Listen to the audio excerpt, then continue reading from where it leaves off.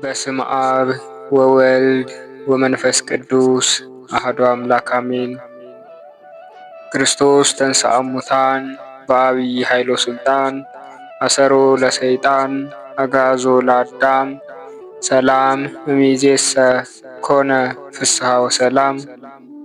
የተወደዳችሁ የልዑል እግዚአብሔር ቤተሰቦች የእመቤታችን የቅድስት ድንግል ማርያም የአስራት የቃል ኪዳን ልጆች እስከ ሞት ድረስ በሚደርስ ፍጹም ፍቅሩ በወደደንና ባከበረን በመድኃኒታችን በኢየሱስ ክርስቶስ ፍጹም የሰላምታ ቃል ሰላም እላችኋለሁ።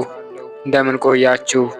አሜን። ምሕረቱንና ቸርነቱን አብዝቶልን እስከዚህ ሰዓት ያደረሰን የአባቶቻችን አምላክ ልዑል እግዚአብሔር ስሙ ከአጽናፈ ዓለም እስከ አጽናፈ ዓለም በፍጥረታት አንደበት ሁሉ የተመሰገነ ይሁን።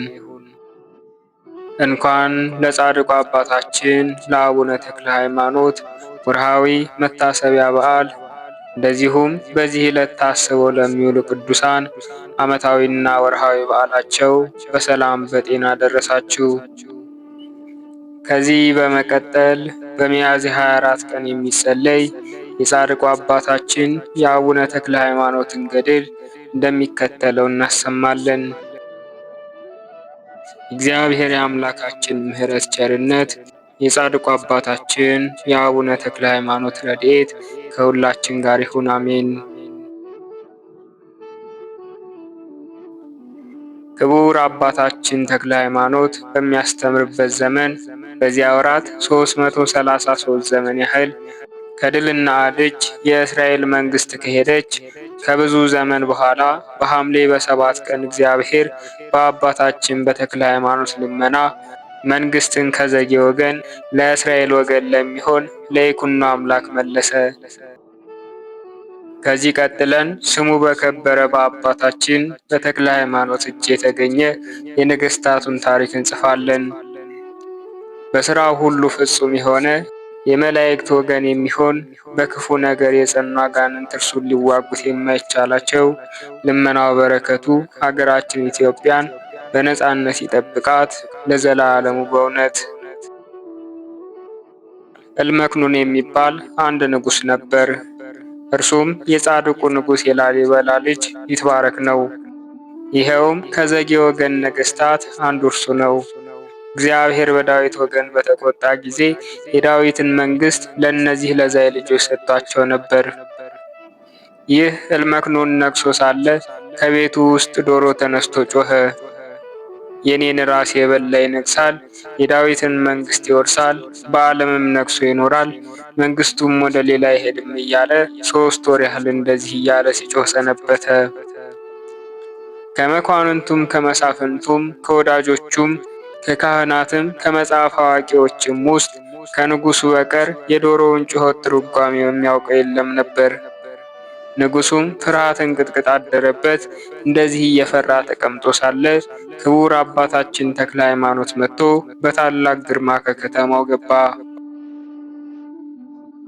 ለንጉሱ የአባታችን የተክለ ሃይማኖትን መምጣት ቤተሰቡ ነገሩት። እጅግ የከበረ ሁለንተና ፈጽሞ የሚያስፈራ አንድ መነኩሴ ከከተማህ ገብቷል፣ የልቦናህን ሐዘን ሁሉ ንገረው አሉት። ይህንም በነገሩት ጊዜ ከከተማህ ገብቷል የምትሉኝ መነኩሴ ወዴት አላላቸው? ከሰራዊት አበጋዝ አለቃ ቤት አላሉት። ንጉሱም ዘእልመክኑን ቤተሰቡ የነገሩትን መልስ ሰምቶ ሰራዊቱን፣ መኳንንቱን፣ መሳፍንቱን አስከትሎ ወደ አባታችን ወደ አቡነ ተክለ ሃይማኖት ሄደና ከፊቱ ወድቆ እጁን እግሩን ሳመ። ክቡር አባታችን አቡነ ተክለ ሃይማኖትን ፈጥኖ ከወደቀበት አነሳው። ደስ ብሎት አክብሮ ተቀብሎ በአንድነት ተቀመጡ። ነገራቸውን ይነጋገሩ ዘንድ ሰውን ሁሉ ከፊታቸው አስወገዱ። ንጉሱም ዘእልመክኑን የዶሮውን ጩኸት ነገር የነገሩንም ትርጓሜ ነገረው።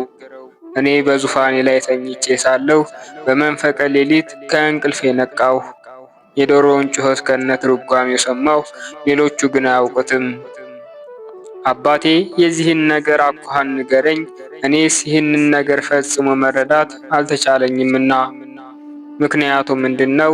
የነገሩስ ስልት አኳኋን ምንድነው? እያለ ንጉሥ እልመክኑን በልመና ቃል እንደዚህ ባለው ጊዜ ክቡር አባታችን ተክለ ሃይማኖት እንደዚህ ሲል መለሰለት። ከዚህ ቀደም ያልተደረገ ወደፊትም የማይደረግ የሚያስጨንቅ ነገር ጠየከኝ ብሎ መለሰለትና በማድነቅ 1 ሰዓት ቆየ። ለጠየከኝ ነገር ስማ ልንገርህ ብሎ ነገር በጀመረ ጊዜ ያ ዶሮ የኔን ራስ የበላ መንግስት ከወገኑ አይታጣም እስከ ልጅ ልጅ ይነግሳል ብሎ እንደተናገረ ፈጥነህ ዶሮውን ይዘህ አርደህ ራሱን ብለው አለው። ንጉሡ ዘእልመክኑንም ያን ጊዜ ተመልሶ ወደ ቤተ መንግስቱ ገባና ደሊላዊት የምትባል ገረዱን ጠራት። ይህችውም ከአገልጋዮቹ ሁሉ እጅግ የከበረች ናት። ከቤቴ ውስጥ ዘወትር እንደዚህ እያለ የሚጮኸውን ዶሮ ይዘሽ አርደሽ ፈጥነሽ አዘጋጂው እንድመገበው አላት። ከዚህ ከዶሮ አጠገብ ያለ አንቺ ሌላ ሴት አትቅረብ፣ ተሰውረሽ አድርጊው እንጂ ሚስጥሩ ረቂቅ ነውና ለማንም አትግለጭ አላት። ይህንም በነገራት ጊዜ ፈጥና ተነስታ ይዛ አረደችው። ታጣፍጠው ዘንድ ብዙ ቅመም ጨመረችበት። የዶሮውን ራስ ግን ከምድጃው ዳር ጣለችው፣ ልማዷ ነውና። በዚያ ዘመን ከእናቱ ማኅፀን የተመረጠ የአባቱን የዳዊትን መንግስት የሚወርስ ይኩኖ አምላክ የሚባል አንድ ልጅ ነበረ። መንበረ መንግስትህን ለልጅ ልጅህ አነጽልሃለሁ ብሎ እግዚአብሔር ለዳዊት የተናገረውን ነገር አሰበ። ነገር ግን ልጆቹ ሕጌን ቢያፈርሱ በሕጌ ጸንተው ባይኖሩ ጥቃቅን ኃጢአት ቢሰሩ በበትር ደጋግመው ኃጢአት ቢሰሩ በጨንገር እቀጣቸዋለሁ። ይቅርታዬንም ከእነርሱ አላርቅም፣ የተናገርኩትንም ነገር አላስቀርባቸውም። ለዳዊት የተናገርኩትን ነገር እንዳላስቀር አማን ብዬ 1 ጊዜ ተናግሬአለሁ። የልጅ ልጁ ለዘላለም ጸንቶ ይኖራል። መንበረ መንግስቱንም እንደ ፀሐይ አደርጋለሁ፣ እንደ ጨረቃ ጸንቶ ይኖራል። ከዚህም ቀጥሎ ዳግመኛ መንፈስ ቅዱስ በዳዊት አድሮ ተናገረ። ከወገኖቼ ይልቅ ዳዊትን መረጥኩ፣ ባለሟሌ ዳዊትን አገኘው፣ ቀብቻ ነገስኩት። ስልጣኔ ትረዳዋለች፣ ታጸናዋለች። ጠላት አይሰለጥንበትም፣ ዳግመኛ ጠላት መከራ አያመጣበትም። ጠላቶቹን ከፊቱ አጠፋቸዋለሁ፣ ጠላቶቹን አጎሳቁላቸዋለሁ። ይቅርታዬ ቸርነቴ ግን ከእርሱ ጋር ጸንቶ ይኖራል። በእኔ ስም ስልጣኑ ከፍ ከፍ ይላል። ስልጣኑ በባህር ላይ ጸንቶ ይኖራል። ስልጣኑም በነገስታቱ ላይ ይሆናል። እርሱም አባቴ ይለኛል፣ ፈጣሪ ረዳቴ መድኃኒቴ ይለኛል። እኔም ንጉሠ ነገሥት አደርገዋለሁ፣ ከነገስታት በላይ ይሆናል። ይቅርታዬን ለዘላለሙ አጸናለታለሁ፣ ለቃል ኪዳኔም የታመነ ነው። የልጅ ልጁን ለዘላለም አጸናዋለሁ፣ መንበረ መንግስቱም ሰማይ ሳያልፍ አያልፍም። ወደ ቀደመው ነገር እንመለስና ይህም ልጅ ይኩኖ አምላክ ለንጉሡ ለዘእልመክኑን ሲያገለግል ኖረ። ሲያገለግልም ለንጉሡ በቅሎች ሳር የሚያጭድበት ጊዜ አለ፣ ለፈረሶቹም እህል የሚያበላበት ጊዜ አለ። ይህ ይኩኖ አምላክ ይህች ሴት ከማጀት ምድጃ የጣለችውን የዶሮውን ራስ አግኝቶ አንስቶ በላና ፈጥኖ ጠገበ። ከሁሉ በላይ እስኪሆን ድረስ ኃይል ተሰማው።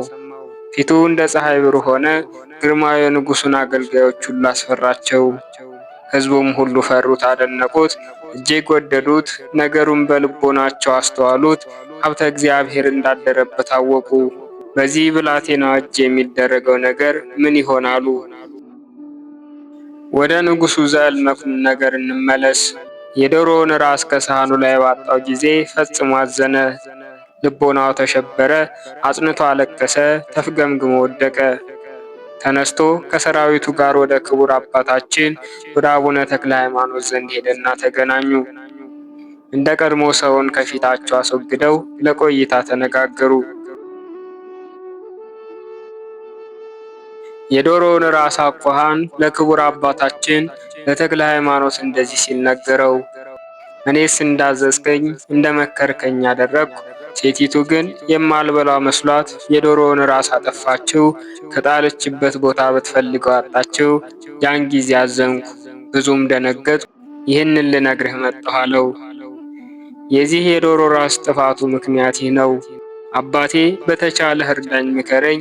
በሰማይ በምድርም ስልጣን ተሰጥቶሃልና የጌታችን ወንድም ሐዋርያው ያዕቆብ እንደተናገረ ጸሎትህም ግዳጅ ትፈጽማለችና። ንጉሡ ዘእልመክኑን ለክቡር አባታችን ለተክለ ሃይማኖት ይህንም በነገረው ጊዜ ንዑድ ክቡር መንፈሳዊ አርበኛ አባታችን ተክለ ሃይማኖት ይጸልይ ጀመር።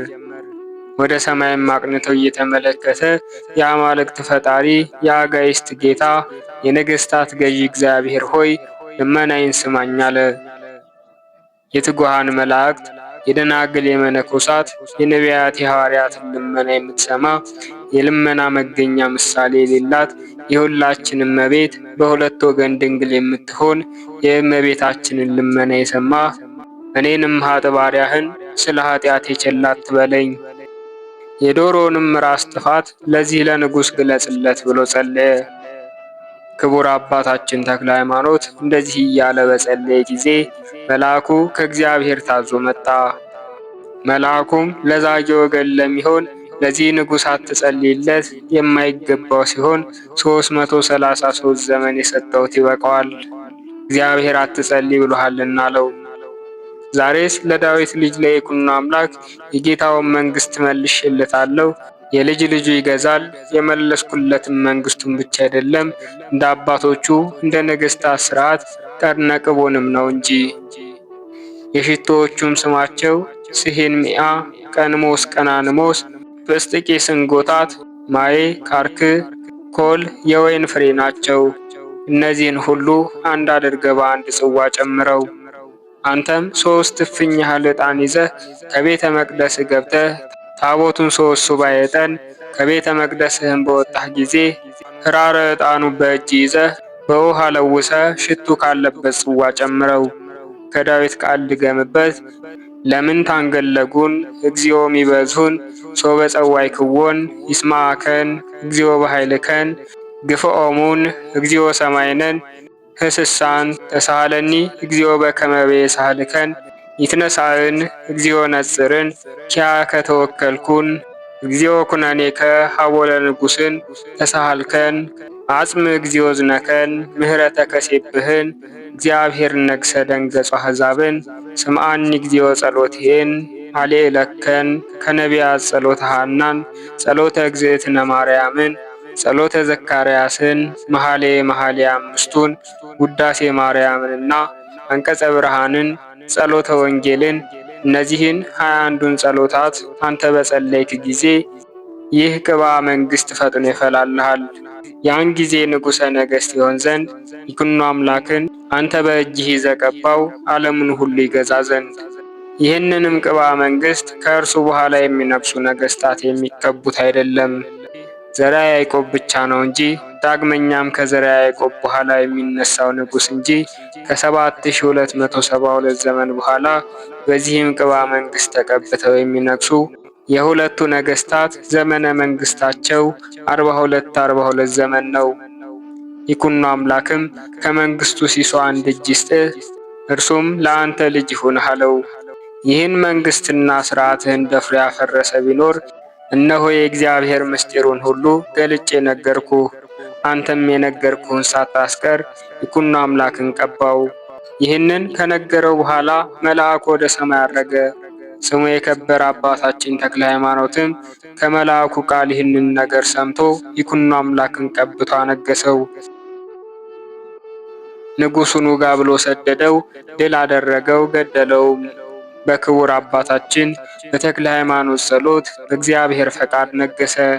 እግዚአብሔር በወዳጆቹ አድሮ የሚሰራውን ሥራ አስተውሎ በነገሰም ጊዜ በየሀገሩ ሁሉ ጸጥታ፣ ፍቅር፣ አንድነት ሆነ። መንግሥት የሄደባቸውንም ሰዎች የልደታቸውን ነገር በዚህ እንናገራለን። ቁጥራቸውም ይህ ነው። ድልና አድም ማኅበረ ውድምን ወለደ። ማኅበረ ውድምም አግባ ጽዮንን ወለደ። አግባ ጽዮንም ጽንፈ አርዕድን ወለደ።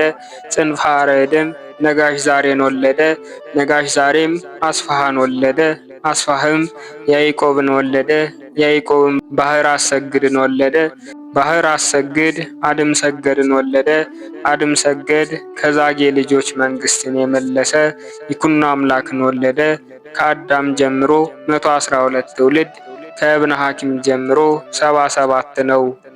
በስደት የኖሩም እነዚህ የእስራኤል ወገኖች 10 ናቸው።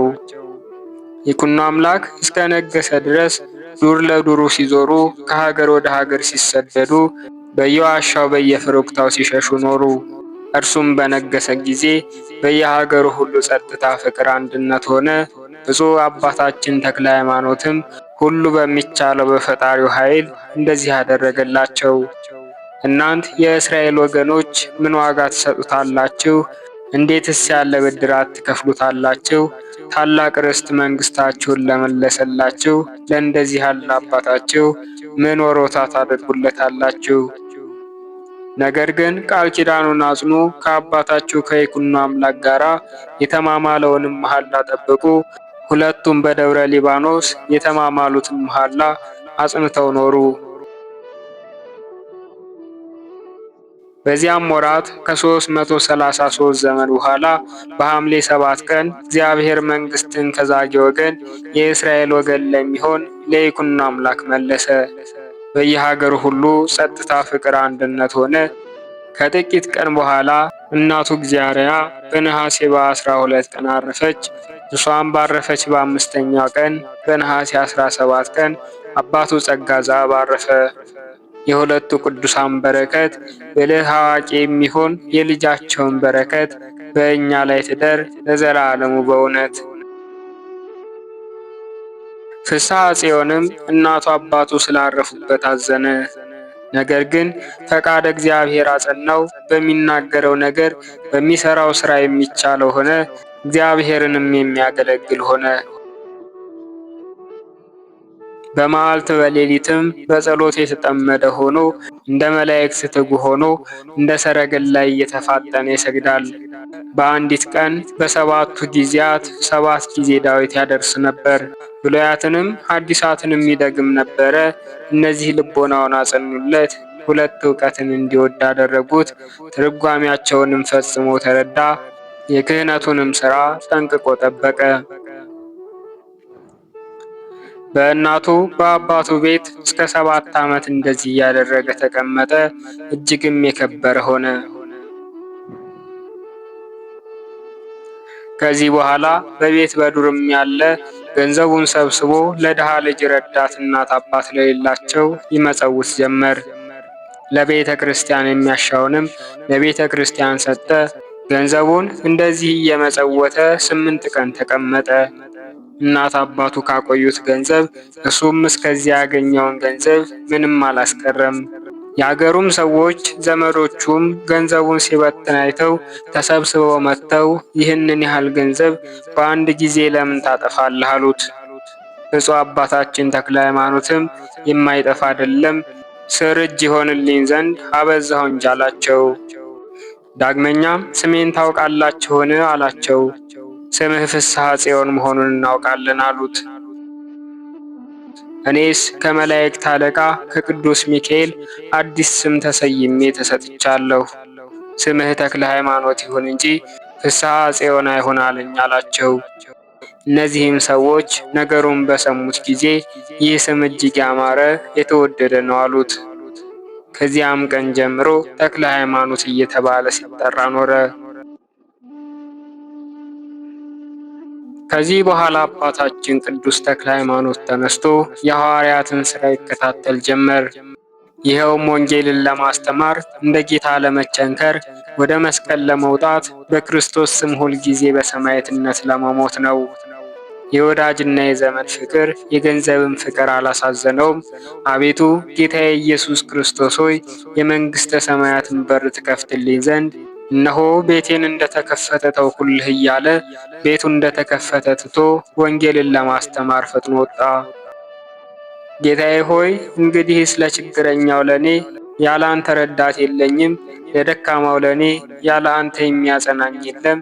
ከመፍገምገምም ለኔ ያለ አንተ ደጋፊ የለኝም። ለወደቅኩ ለኔ ያለ አንተ የሚያነሳኝ የለም።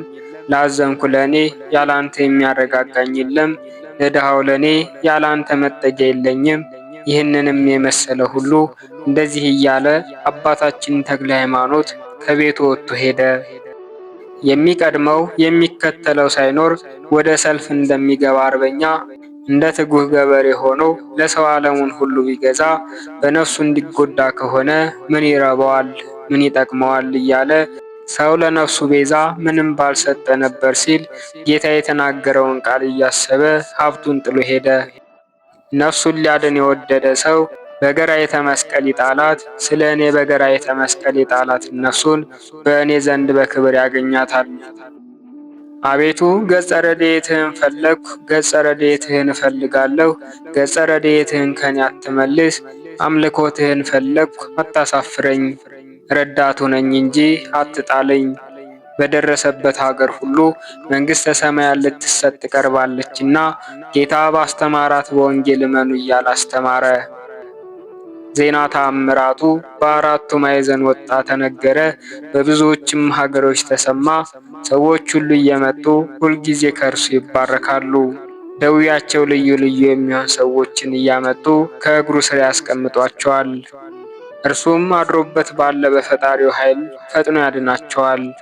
ሰውም ሁሉ በጌታ ስም የሚያደርገውን ተአምራት አይተው በፍጹም ልቦናቸው አምነው ተከተሉት። ወደ አምልኮ ጣዖት የምትወስድ የኃጢአት ምክንያት የምትሆን ሥራቸውን ትተው በቀናች ሃይማኖት ጸንተው ኖሩ። ከዚያም ልቦናቸው በሃይማኖት በጸና ጊዜ ከተታ በምትባል ሀገር ጣዖት የሚያመልኩ ሰዎች አሉ ብለው ለአባታችን ለተክለ ሃይማኖት ነገሩት። ለእንጨትም የሚሰግዱ አሉ፣ ለድንጋይም የሚሰግዱ አሉ፣ በባህር የሚያመልኩ አሉ፣ በእሳት የሚያማርቱም አሉ፣ ብዙ መድኃኒት የሚቀምሙም አሉ፣ የሚጠነቁሉም አሉ፣ ጠንቋዮችም አሉ፣ ክታብ ሰፊዎችም አሉ። ለመስማት የማይቻል በሀገራቸው ክፉ ክፉ ሥራ ይሰራል ብለው ነገሩት።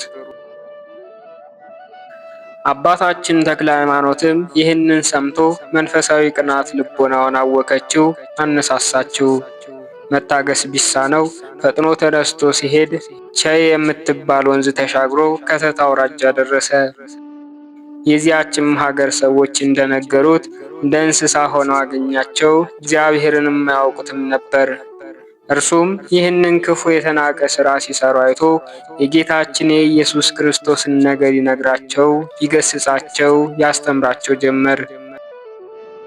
የሀገሩም ሰዎች የክርስቶስን ስም ሲያስተምር ሰምተው በጠላትነት ተነሱበት፣ እንደ አንበሳ ሊውጡት ወደዱ። እርሱ ግን ታግሶ በልበ ሰፊነትና በታጋሽነት እያለዘበ አስተማራቸው። ያለ እውቀት እንደሰሩት ያውቃልና ምን ታመልካላችሁ አላቸው። የምናመልከው የምንሰግድለት ታላቅ ዛፍ አለን አሉት። በሰገዳችሁለት ጊዜ ምን ይመስላችኋል አላቸው። እኔ የፈጠርኳችሁ ፈጣሪያችሁ እኔ ነኝ ብሎ ከዛፉ ላይ ቃል ይናገረናል። ስለዚህ ነገር እኛም እንሰግድለታለን፣ የወደደውንም እንሰዋለታለን አሉት። አባታችን ተክለ ሃይማኖትም እሰግድለት ዘንድ እኔን ከእናንተ ጋር ውሰዱኝ አላቸው።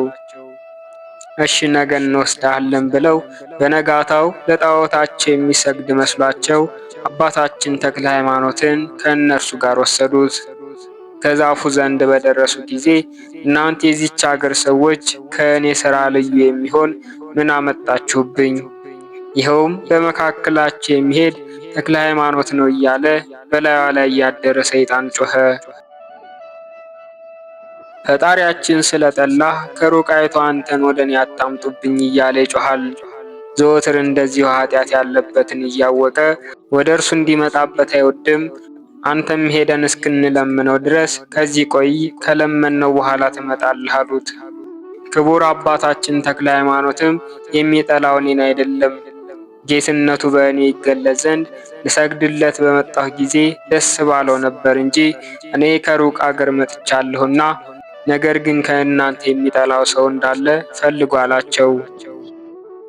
ከዚህ በኋላ ወደ ዛፉ በቀረቡ ጊዜ ይህን ከመካከላቸው ያለ ከእኔ ሥራ ልዩ የሚሆን ሰው አታምጡብኝ አላልኳችሁም ነበርን? እያለ ዳግመኛ ጮኸ። የሀገሩም ሰዎች በሀገራችን በዚህ ስም የሚጠራ የለም፣ ተክለ ሃይማኖት አንተ ነህን? ስምህም እንግዳ ነው። ከሆነ ጀምሮ እንደዚህ ያለ ስም አልሰማንም። ፈጣሪያችን እንዳይቆጣን ቆይ አትምጣሉት። ይህንም ብለው ብፁዕ አባታችን ተክለ ሃይማኖትን 3 ምዕራፍ ያህል ጎዳና ሲቀር ትተውት ሊሰግዱ ወደ ዛፉ ሄዱ። ክቡር አባታችን ተክለ ሃይማኖትም የተናቀ ስራቸውን አይቶ ፊቱን ወደ ምስራቅ መልሶ ወደ ፈጣሪው አመለከተ። አቤቱ በፍጥረትህ ላይ የሚሰራው የሰይጣንን ተንኮል ተመልከት። ስነ ፍጥረትህን ያጠፋ ዘንድ ይህንን ተከራካሪያችንን ለምን አሰለጠንከው? ይህንን ትዕቢተኛ ሰይጣን በእኔ እጅ ታዋርደው ዘንድ አቤቱ ለምንሃለው። በሥራ ሁሉ ይረዳሃል ብለህ እንደነገርከኝ ዛሬም ይረዳኝ ዘንድ ፈቃድህን የሚፈጽም ቅዱስ ሚካኤል ላክልኝ። ያስታቸው የነበረ ይህንን ሰይጣን በሕዝብ ሁሉ ፊት ኀፍረቱ እስኪገለጥ ድረስ ከዚህች ከዛፍ ላይ እንዲሄድ አድርገው እያለ ጸለየ። ይህችም ዛፍ ከስሯ ተነቅላ ወደ እኔ ትምጣ። የሰናፍጭ ቅንጣት ያህል ሃይማኖት ሲኖራችሁ ይህችን ዛፍ ከስርሽ ተነቅለሽ ከባህር ተተከይ ብትሏት ይሆንላችኋል ብለህ እንዳስተማርከን ጌታዬ ኢየሱስ ክርስቶስ ሆይ ሃይማኖቴም ምግባሬም አንተ ነህ። ዛሬ በተሰበሰቡ ሰዎች ፊት የሥራዬን ጽናት የሃይማኖቴን ደግነት ግለጥ እያለ ይጸልይ ጀመር። ጸሎቱንም ከጨረሰ በኋላ ወደ ዛፉ ተመልሶ ሰይጣን ባንቺ አድሮ እየተናገረ ሕዝቡን የሚያስትብሽ አንቺ ዛፍ እኔ በምሰግድለት በኢየሱስ ክርስቶስ ስም አዝሻለሁ። ሰዎቹ ሁሉ የፈጣሪን ኃይል ያዩ ዘንድ ከስርሽ ተነቅለሽ ወደ እኔ ና ያላት። እነዚህም ሰዎች ለዚች ዛፍ ሊሰግዱ ወደው ሳለ ዛፊቱ ከስሯ ተነቅላ ነይ ብሎ እንዳዘዛት እርሱ ወዳለችበት ሄደች። እንደ ክረምት ነጎድጓድ ድምጿ የሚያስፈራ ግሩም የሆነ እነዚህም ሰዎች ከግርማዋ የተነሳ ደንግጠው ከእርሷ ፊት ወዲያና ወዲህ ሸሹ። በስሯም መወናጨፍ እየተመቱ የሞቱ ሰዎች አሉ። የሞቱትም ሰዎች ቁጥራቸው 54 ነው። ዛፊቱ ግን እየፈጠነች አባታችን ተክለ ሃይማኖት ወዳለበት ሄደች። ሰይጣኑም አንተ ክፉ ሰው ከአንተ ወዴት እሸሻለሁ? መላዋ የጽላልሽ አውራጃን የተውክልህ አይበቃህምን? ዛሬም ወገኖችን ልትቀማኝ ከዚህ መጣህን? እያለ በዛፏ ላይ ሆኖ ይህንን ይናገር ነበር። በዚህች ሀገር የተደረገ ፍርሃትና ግርማ ምን ያህል ነበር!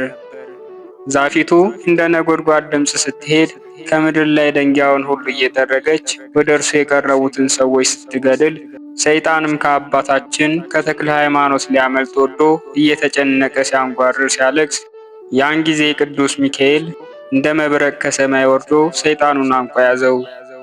ወደ ምድር ሊጥለው ወዶ ሳለ ሰይጣኑም ሚካኤል ጊዜ ሳይደርስ እንዳታጠፋኝ ሰማይን በሰቀለ ምድርን በዘረጋ በፈጣሪ አመልሃለሁ ተወኝ ልሂድ እያለ ይጮህ ጀመር።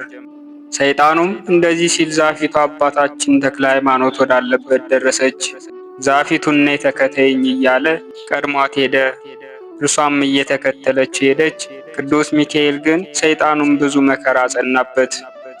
ሰይጣኑም ከእንግዲህስ ወዲህ ይህ ክፉ ሰው ካለበት አልደርስም ተወኝ ልሂድ እያለ ይጮሃል። እርሱም ተክለ ሃይማኖት ሳይቆም አልተውህም አለው።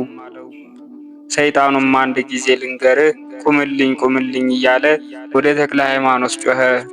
ብፁዕ አባታችንም ፈገግ እያለ ዝም ብሎት ሄደ። ሰይጣኑም እጅግ ተጨነቅኩ፣ በምታመልከው በፈጣሪ ለምንሃለው ቁምልኝ እያለ ጮኸ።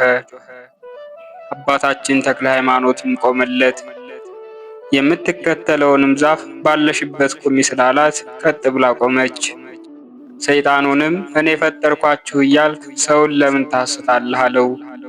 ሰይጣንም እኔ ሐሰተኛ እንደሆንኩ ለሐሰትም ምንጭ እኔ እንደሆንኩ አታውቅምን? በእኔ ለሚያምነውም ሁሉ እንደ ለመድኩ ሐሰት እነግረዋለሁ። አሁንም ተወኝ ልሄድ፣ ወደዚህች አገር ዳግመኛ እንዳልመለስ እምልልሃለሁ። አንተም ካለህበት ቦታ ፈጽሜ አልደርስም አለ። ብፁዕ አባታችን ተክለ ሃይማኖትም አንተ ቀድሞ እንዳሳትካቸው ዛሬ ጉስቁልናህን ያዩ ዘንድ የዚችን ሀገር ሰዎች እንደዚህ በላቸው አለው። ቀድሞ እኔ በሐሰት አስቻችኋለሁና እንግዲህስ ከባህሪ አባቱ ከአብ ከባህሪ ሕይወቱ ከመንፈስ ቅዱስ ጋር ለኢየሱስ ክርስቶስ ስገዱ በላቸው አለው። ሰይጣንም እነዚህን ሦስቱን ስም መጥራት አይቻለኝም አለ። ብፁዕ ተክለ ሃይማኖትም የሦስቱንም ስም መጥራት የማይቻለ ከሆነ እናንተንም እኔን ለፈጠረ ለሰማይና ለምድር ፈጣሪ ስገዱ ተገዙ በላቸው አለ። እናንተ የዚች አገር ሰዎች ቀድሞ እኔን በመሰላችሁኝ ጊዜ በሐሰት ሳስታችሁ ኖርኩ። እንግዲህስ ሀገራችሁን ትቼላችሁ ሄድኩ። ምድረ በዳውን ሰማይንና ምድርን እኔን እናንተን ለፈጠረ ተገዙ። የኔን ሥራ የሚሠራ ግን ከእኔ ጋር በገሃነም ይኖራል። ይህንንም ብሎ ከዚህ ሰው ወዴት እሸሻለሁ እያለ ሰይጣን አለቀሰ። እንኳንስ ድል ላደርገው ልከራከረው የማይቻለኝ አርበኛ ተነስቶብኛልና በገሊላ ከተነሱ ከክፉ ሰዎች ከ12ቱ ሐዋርያት ከእነርሱም ቀጥሎ ከተነሱት ከ72ቱ አርድእት አረፍኩ ብዬ ነበር። እነርሱ ከምገዛው አገር ከሮሚያ ከግብፅ ከኢየሩሳሌም አስወጥተው ሰደዱኝ። በዚያ ወራት ከእነርሱ ከሸሸው ጀምሮ እስከ ዛሬ ድረስ በሸዋ ከወገኖቼ ጋር መንግሥቴን አጽንቼ ስኖር እነሆ ከእነዚህ ከክፎች አንዱ በእኔ ላይ ተነሳ። ወዮልኝ! ወዴት ማረፊያ አገኛለሁ? በገዳም ነውን? ወይንስ በሀገር ነውን? ማረፊያ አጥቼ በሁሉ ዘንድ ተቸግሬአለሁና እንግዲህ ሰው ወደማይደርስበት ወደ ምድረ በዳ ሄጄ እቀመጣለሁ። ይህንም ባለ ጊዜ የመላእክት አለቃ ቅዱስ ሚካኤል ለቀቀውና ያን ጊዜ እንደ ጢስ ተኖ እንደ ትቢያ በኖ ጠፋ። የተሰበሰቡትም ሕዝብ ይህንን ተአምራት አይተው ደነገጡ። ዛሬ ድንቅ ነገር አይተዋልና የመላእክት አለቃ ቅዱስ ሚካኤልን ግን አያዩትም ነበር። አባታችን ተክለ ሃይማኖት ብቻ ያየው ነበር እንጂ። ቅዱስ ሚካኤልም አባታችን ተክለ ሃይማኖትን በፈጣሪ ኃይል ሁሉን ድል ትነሳለህና በርታ ጽና አለው። ይህንም ብሎ ሰላምታ ሰጥቶት ወደ ሰማይ አረገ። የሀገሩም ሰዎች ወደ ብፁዕ አባታችን ወደ ተክለ ሃይማኖት መጥተው የሕይወት ብርሃን አባታችን ወደሚወደድ ጎዳና ምራን እያሉ ከእግሩ ስር ወደቁ። አባታችን ተክለ ሃይማኖትም ልጆቼ ሆይ ኑ ተከተሉኝ፣ ምሰሉኝ፣ እናንተም በፈጠረ እግዚአብሔር እመኑ አላቸው። መላው እንደ አንድ ልብ መካሪ እንደ አንድ ቃል ተናጋሪ ሆነው በአንተ አምላክ እናምናለን አሉ። ሁሉንም በአብ በወልድ በመንፈስ ቅዱስ ስም አሳምኖ አጠመቃቸው። የአምላካችን የልዑል እግዚአብሔር ምሕረትና ይቅርታ እንዲሁም ቸርነቱ የእመቤታችን የቅድስት ድንግል ማርያም ምልጃዋና ጸሎቷ እንደዚሁም የእናትነት ፍቅሯ የአባታችን የአቡነ ተክለ ሃይማኖት ረድኤትና በረከት እንደዚሁም ጥበቃው ከሁላችን ሕዝበ ክርስቲያን ጋር ለዘላለሙ ጸንቶ ይኑር አሜን። ወስብሐት ለእግዚአብሔር ወለወላዲቱ ድንግል ወለመስቀሉ ክቡር። ይቆየን።